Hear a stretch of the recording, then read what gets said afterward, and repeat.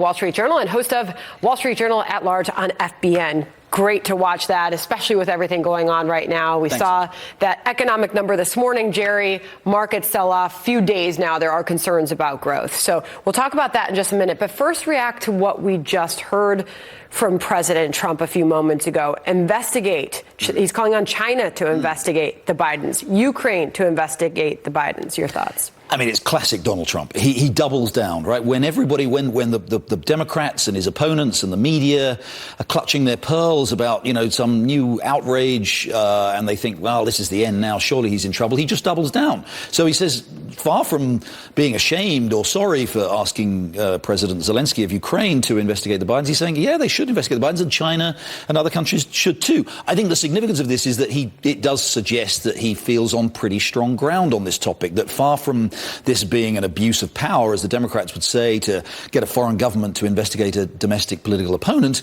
he feels that there is some really suspicious, questionable stuff that Hunter Biden has done in his various roles around the world, and he thinks it's absolutely legitimate to ask foreign countries to investigate. Meanwhile, the envoy to Ukraine, former Kurt Volker, behind closed doors, answering questions voluntarily to multiple committees this morning. But this is the first key witness in the Democrats' impeachment probe. Right. What do you think comes from that? Well, we'll have to see, because, of course, as you say, it is behind closed doors. We're getting you just Catherine Herridge, I think, was reporting on some of the material, the documents that I think that will become available.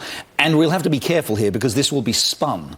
Because it's behind closed doors, people will come out, the Democrats and certainly Democratic staffers particularly, will come out and say what they took away from it, which is what they want to hear. If there are some Republicans involved too, they'll say what they want to hear. So it's hard to know. From what we've seen so far, again, it doesn't sound as though Kurt Volker, who's a long-standing State Department official, has said anything or has indicated anything that's really kind of devastating or incriminating to the president. But we're going to have to watch that process as he comes out, as Democrats and Republicans come out, to see what they actually say. Now, just to circle back from what we just heard from the president, calling on China and Ukraine to investigate the Bidens, he was asked whether or not he had actually spoken to President Xi about doing that. He said, no, I haven't, but it's certainly something we can start thinking about, because I'm sure that President Xi does not like being under that kind of scrutiny where billions of dollars is being taken out of his country. That was the president's response to a question about whether or not he had spoken to China directly about that. This is in the middle of an ongoing trade war with China. Yes, it adds an interesting new little bit of spice to that trade dispute. I mean, maybe, again, it's